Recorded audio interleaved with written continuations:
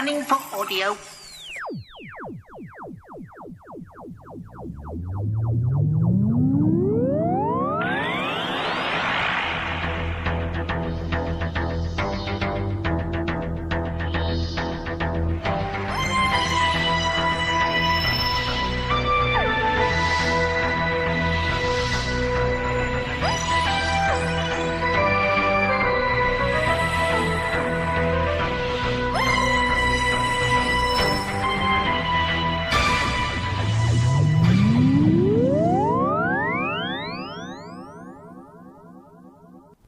Welcome once again to a Tin Dog podcast. Right, I'm going to be discussing the war between the land and the sea. It's 5 episodes long, which you know. It's shown on BBC One and not Disney Plus yet. For those of you out there who are going to watch it on Disney Plus, God bless you, and not use some sort of VPN around the world, or indeed if you're based in the UK and you've already seen it. That's who this is for. So, because of that, I've decided to do 5 individual podcasts. Watch an episode, talk about it, and then you can watch an episode one at a time. Yeah? And then do that. Why am I doing this? Because I think it's a mistake that streaming services have embraced this. They've gone, episode 1, we'll show that. Oh, we'll put episode 2 straight on afterwards, because then you can binge them, right? We're not all children. If you believe in your story, what they could have done, and I'm just putting this out there, is show episode 1 one week, episode 2 the next, and so on. And that would either take us to the day after Christmas or even the New Year. A bit of appointment TV. Because if that's what they want, do that. Show an episode a week. Get us enthralled. Get us excited. Yes, episode 2 might be a little bit lackluster, or it might not be as exciting as episode 1, because let's face it, episode 1s, you can always go straight in and go, hey guys, this is episode 1. And you can write a bad first episode. But let's face it, episode 1 is full of mystery and setting things up, and why do I keep saying that? Chekhov's guns and things like that. Episode 1 is character establishment, it's intrigue, it's excitement, and that is what we get here in episode 1. So I'm going to treat this as if it's 1 episode a week, okay? Now, obviously, I'll talk about them and then we'll sort that. So if you want episode 1 and 2, then episode 1 will be out today, and the review episode 2 will probably be out either tomorrow or the next day, okay? And on Sundays, when the next episode is actually on, you'll get a big finish review, because obviously I'm not an idiot. I'm not going to be involved in that race to be the first like we used to do. Nobody cares about that anymore. We'll watch the reviews when we get round to it. So that's where we're at, okay? You happy with that? That's what I want to do. So this is a review of The War Between the Land and the Sea, episode 1. Because, well, I've just explained it. I think that this is a series that is so good, the BBC didn't need to be all namby-pamby about it. They could have gone, let's have an episode a week. Now, I know it's 45 minutes long.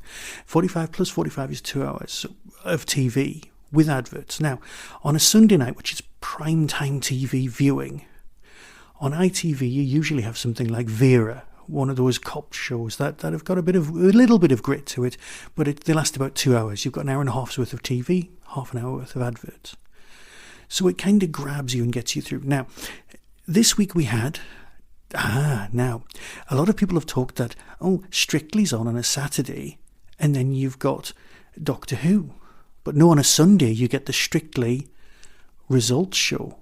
And arguably, although I know it's recorded on Saturday night, arguably that is the show that gets people in. Who's still in the show? Who's going to have the dance-off? It's still an important bit of viewing. It is appointment viewing, because it's very rare that gets spoiled. Who's being kicked off the show? You get it? Yeah. So that is appointment viewing. So you've got that. You can then go straight into the show. And that's what we've got here. Episode 1 could have been straight out, because we don't have to be day and date like we did with Disney. So yeah, if you want to obey the rules of, say, the sort of thing Netflix does, you get 2 episodes, and on night 1, a week later, you get 1 episode. The week later, we get another episode. And that would have made more sense, because then you're emulating somebody else's system. But no, you're getting 2 episodes this week, 2 episodes next week, and then we finish. It's as if they're embarrassed by this. And trust me, they have nothing to be embarrassed about. It's actually great. I enjoyed this episode, the story so far, so much more than I've enjoyed anything since halfway through Peter Capaldi's time. Yeah? Okay, there were the odd flashes of brilliance and loveliness during Jodie's time as the Doctor. But the series hasn't really been speaking to me, Doctor Who this is, for some time. You know this. You've been following the podcast for some time.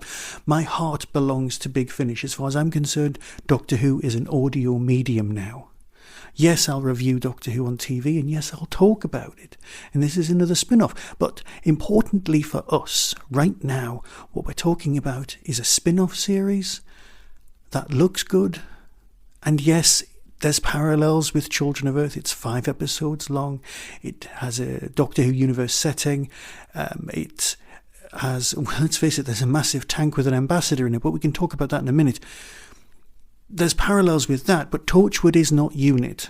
There's a lot less, well, I would say there's a lot less shagging, but let's deal with Kate and her young man later on. So, what have we got? Let's look at some notes.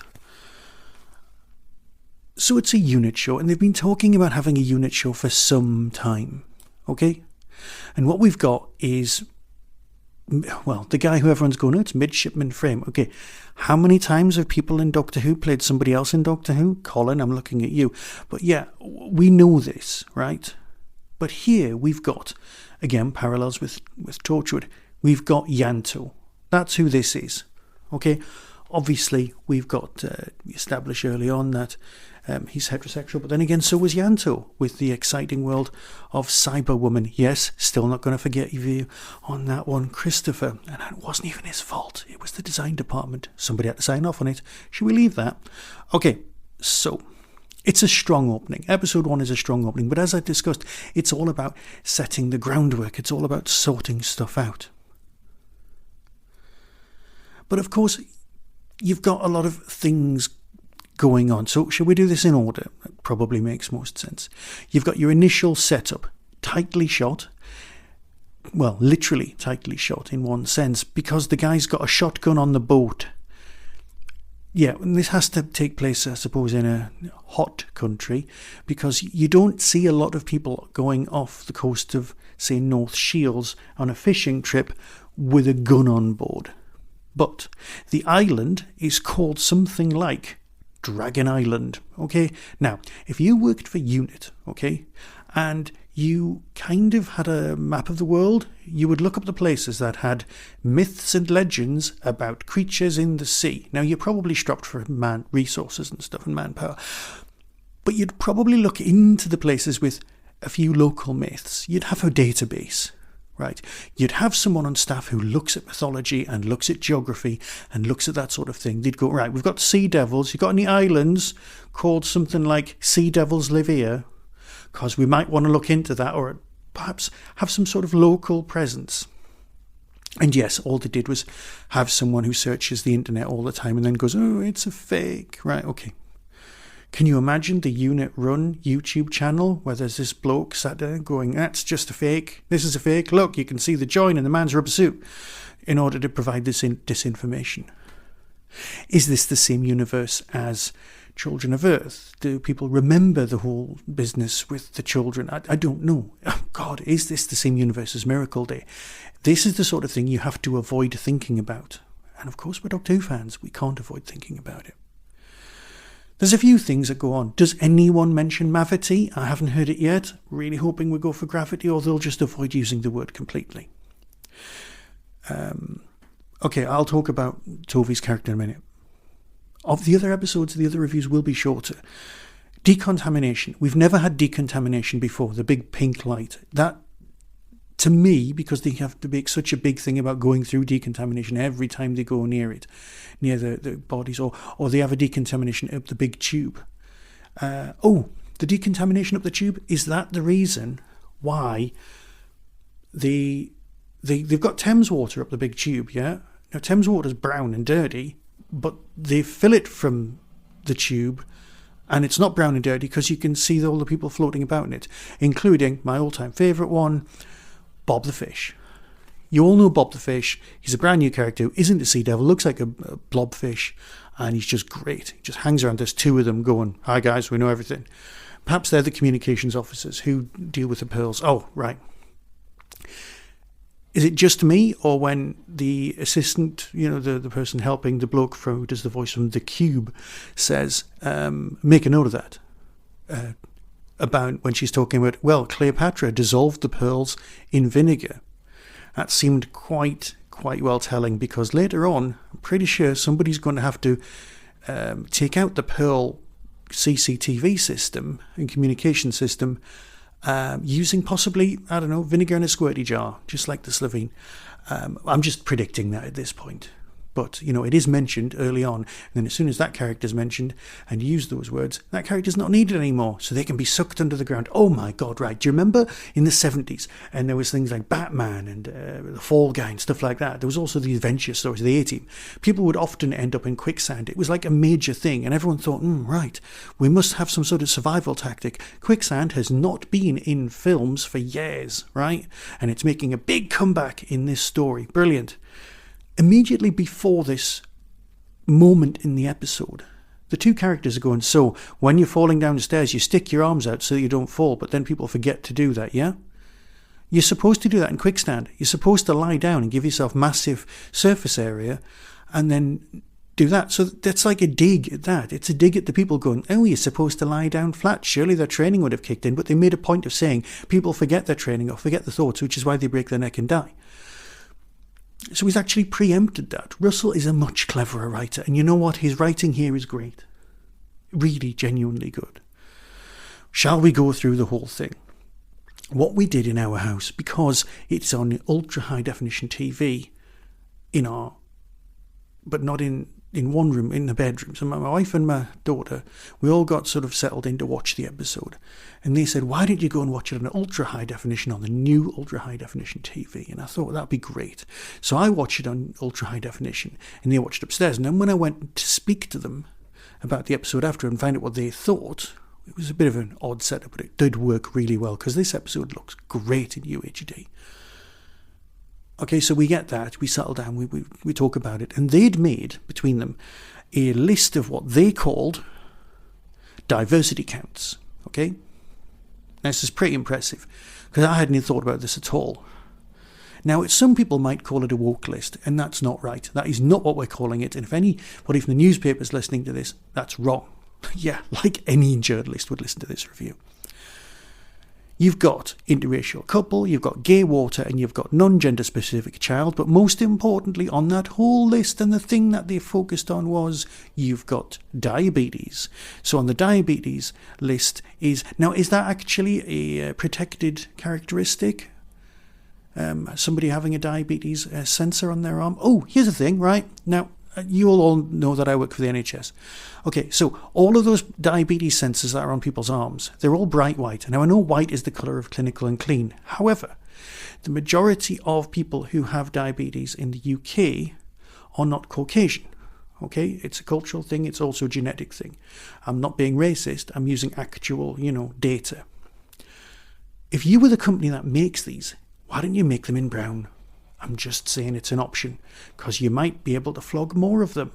There you go. I've just made you loads of money, people who make those diabetic sensors for your arms. Sorry, moving on. So that was something that they mentioned. And you know what? These people they've got that. It's just the program. And that's what it is. It's identification. Oh, you've also got brand new characters in wheelchairs. You've got 2 science officers in wheelchairs. Now, here's why it's good. Of course, Ruth Madeley. Ruth Madeley's character's got married in between seasons, so we're going to have to find out who she's married to at some point. Is it the person who was in one of the Doctor Who stories? I don't know what's going on there, or is it somebody else? We'll definitely find out the truth about that one very soon. However, I'm sure that'll come up at some point. Ideally, for this, you've got the meeting around the table, and it's easier to shoot, because you've got the two people in the wheelchairs in the foreground, and then you've got the slightly taller people standing up at the background. Well, it makes everything a lovely shot. So, casting-wise, you should be hiring more people in wheelchairs because it makes your shots easier to frame. Sorry, that's just me being practical as a filmmaker. I've covered the quicksand, the ambassador in the box. Yes, it does look a bit 456, and we know how well that ends.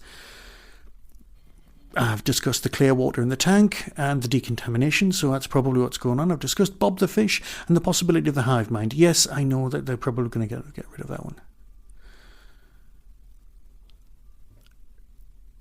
Now, we're going back to Tovi's character, okay?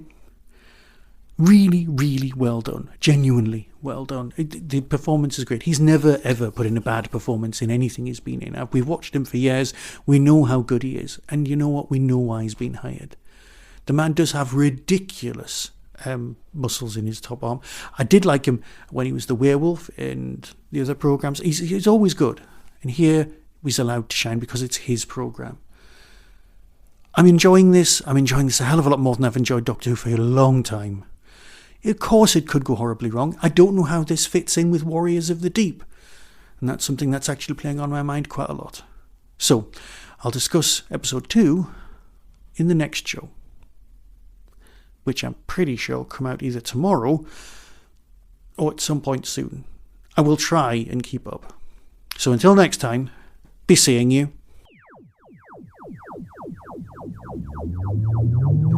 That was the Tin Dog Podcast. All topics discussed are the intellectual property of the copyright owners. No infringement is intended. Why not follow the show on Blue Sky at tindogpodcast.bsky.social. If you've enjoyed this podcast on YouTube, please click like and subscribe. To contact the show, email tin-dog@hotmail.co.uk.